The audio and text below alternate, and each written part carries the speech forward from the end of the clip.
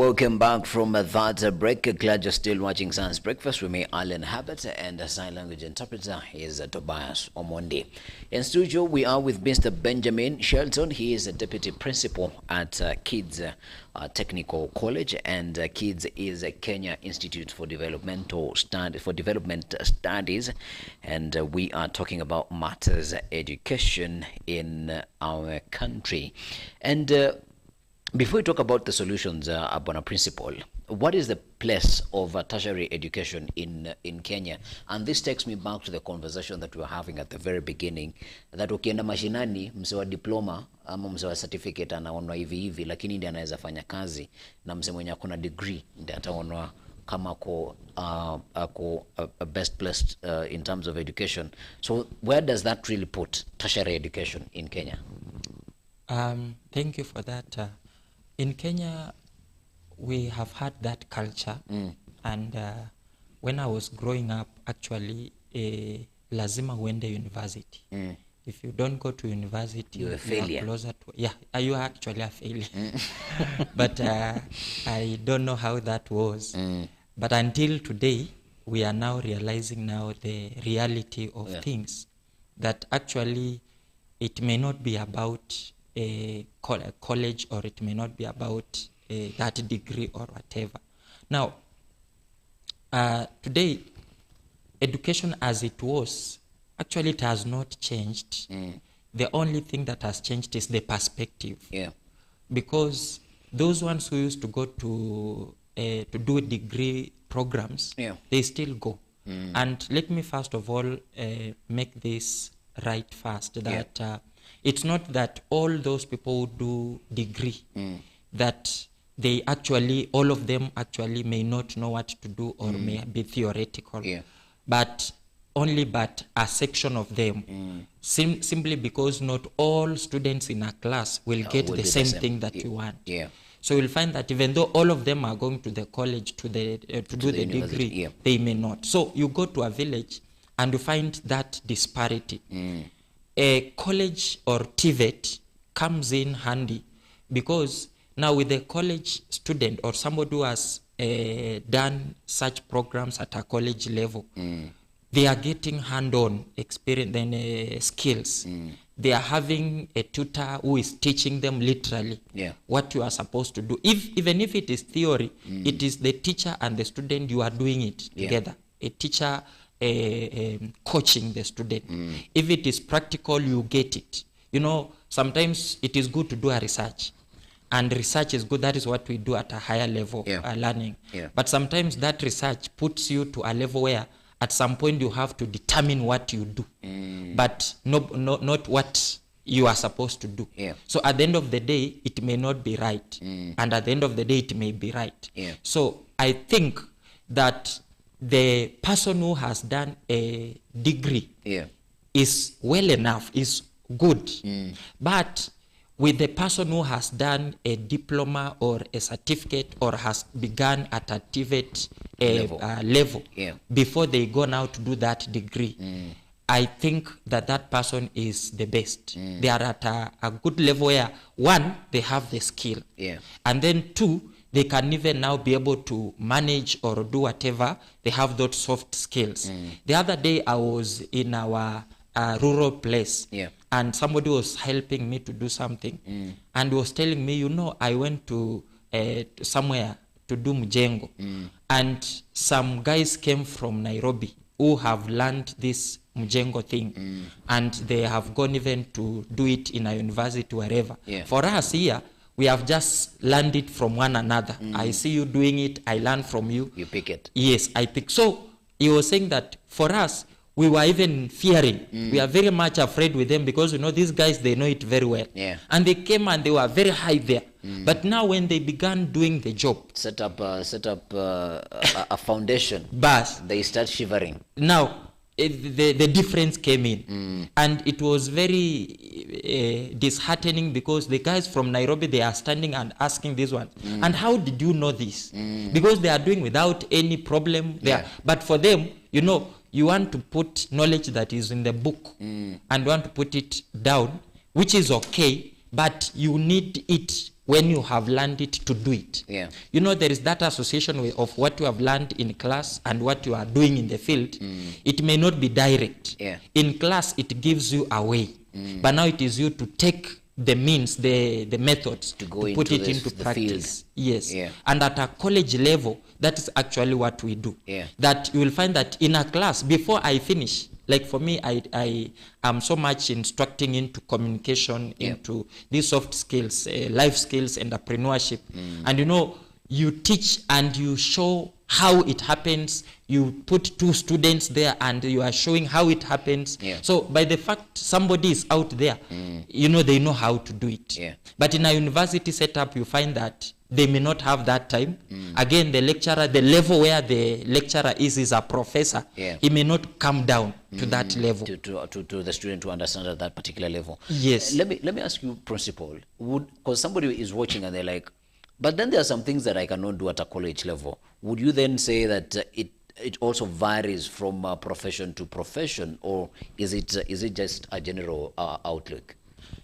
I may say that it may vary from a profession to profession. To profession, yeah. And the reason for that is because, let me take a case of medical field. Yeah. You know, in a medical setup, whether it is in college or in a university, that one is practical. Yeah. That one you have no option. Like for example, I know of students, whether the lecturer has come or not, they may even go for that lecturer because they have to learn. And there are some things you will not know them until you have somebody who know. Yeah. So I may not generalize that it is in all, but it is course per course. Yeah. Yes. So then the student also, now that is where career development comes in, that the student, I was about to say the student and the parent, but then remembered watoto tupendagi kufanya vitu wazazi wetu wanatuambia. So the student must have a clear understanding of what do I really want to do, and also be able to find an institution to do it with. As education is evolving, because we have, unfortunately, we have lecturers that do not show up in classes.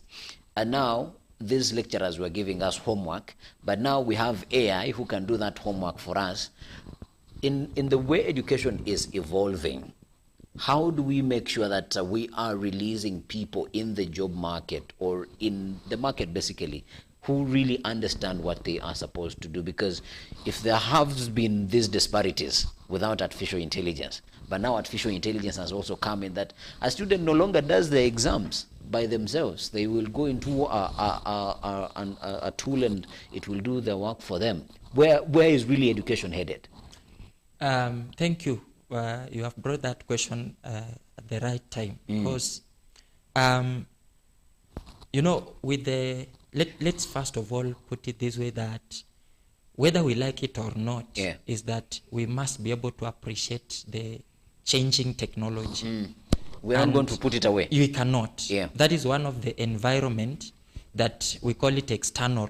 You cannot change it. You cannot you cannot manipulate it. Instead, you have to adjust. Now that is a fact, and that's why even today, even us as tutors, as lecturers, we are not so much into that AI thing.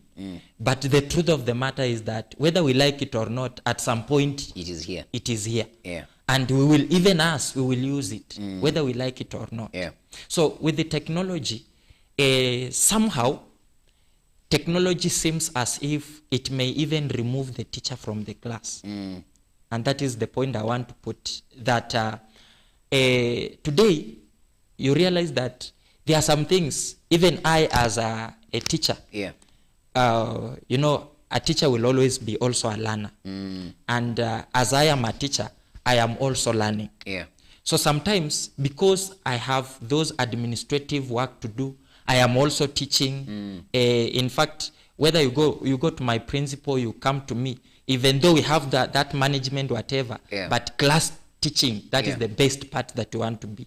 So you will find that even though I'm doing that, but I'm also learning somewhere. So I may not have enough time to attend to my classes where I'm learning, because I'm still doing my studies. But you will find me, after I have done with my class, I've done what I find 2-3 minutes. I'm there, either on YouTube or wherever. I'm trying to find out this thing I was taught, or this is what I'm supposed to learn. How is it? Yeah. And I want to say this, that some students, they can use that AI very well. And it can actually tell them what to do, because we cannot actually assume that AI thing is nothing. Yeah. But again, there are students who may not know how to use it properly. It may work to their disadvantage. Yeah. Where you are finding that a student, instead of, I was telling somebody yesterday, I've given a student homework or assignment, and then that student goes and then copy paste a certain person's blog, and then comes and submits it as their work. As their work. Yeah. Even though I may not know where they took it from, but reading through the notes, you are able I to will say be this, able to say, this is not my student. Yes, because it is not something that you have thought about. It's not even related to the question matter, or subject matter, and you can tell, no, this one is not. So there are those students. But there are those intelligent students. He will do your classwork, he will answer your questions, but he will go and research more. You get? So there is that that small thin line where you may not be able actually to say that AI is bad, and at the same time you may not be able to say AI literally that good. AI is good. It is actually who is using it and how are they using and it. how are they using it. So I think, if maybe I may just put input a small recommendation, that it is a matter of managing that AI. And not only AI, but the whole aspect of technology. That if we are able to manage well from the college or school perspective, but also from the student and also the parent. Because let's not forget these guys who are coming from primary, whatever we are talking about, grade whatever. They are also there. Today they give assignments, and they also visit those sites. So it's a matter of how do we manage it so that it gives us the best. Value that we can pick from it. Yes. So maybe before you go, let me just put this very small, that the place of tertiary in our today world, tertiary education or literally education, it will be there. Even with AI, it is only the mode that will change. That one we are very sure. The mode will change, but people have to learn. Even in 1,100, 1 million years to come, if we will still be here on earth, education. Why? Because a human being, you have to learn. And if you don't learn, there are literally some things that you will not do. And so education will be there. I like it that even before these, we normally call it wazungu education, but actually it is what is helping us. Even our forefathers, they had their own education, but in their technology, they used to do it in their way. So whether we are being overtaken by technology or not, education, people will have to study. Whether we will go to school or not, we will have to study. A form of education. And I tell you, colleges, even though they will be in homes, they may be there, but still they will be there. Even though they may be done maybe in those churches, mosques, whatever, but education will be there. That is for sure from my perspective. Yes. In winding up, what are some of the recommendations that you have to government in order to make education even more accessible? Give me 3 recommendations. How can universities adapt to make sure that education in higher learning institutions can go directly to the student who is supposed to receive it, understanding that there are students who will be self-driven and students that will not be self-driven? Let us start it there in a minute or so. One is that college education, number one, government should delink politics from education. Because to me, politics is what is killing our education systems. And if they are able to delink it, I tell you the truth, there are professors and there are so many people who are equipped and they are able to handle education very well. I don't want to go further than that.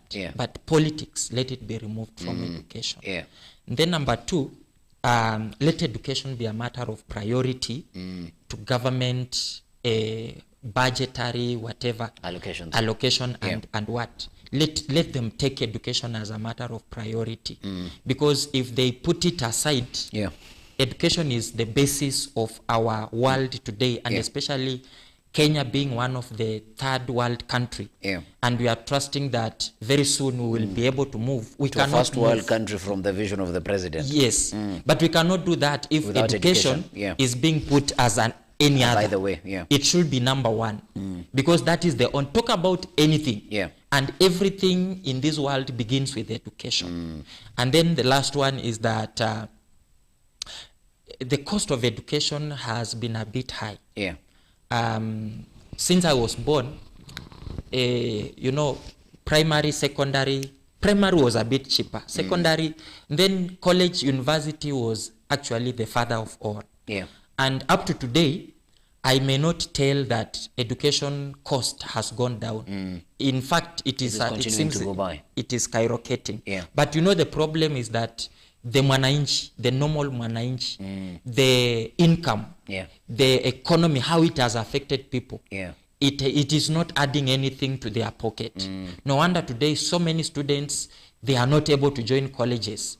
So many students, for the first time, you realize that somebody has gotten a direct pass into university, but they are not able to join.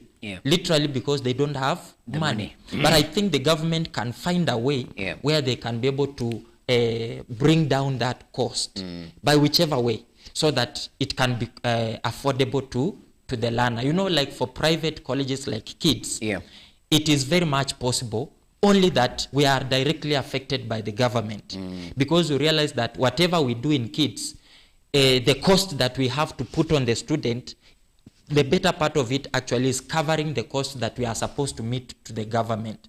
And so if the government can come up with a policy framework that will ensure that this cost they are expecting from the colleges and universities, so that even the private ones can be able to reduce that cost. And I think learners, people from colleges and wherever, they will be able to access that education. Yes. All right. Thank you very much, Mr. Benjamin, for making time for us this morning. And we hope probably one of these fine days we will make a visit to Kids College to get to see the amazing work that you are doing. Dear viewer, thank you very much for being a part of the conversation today. I've been your host, Alan Hubbard, and the sign language interpreter has been Tobias Omondi. Let us see you tomorrow on Thursday. Good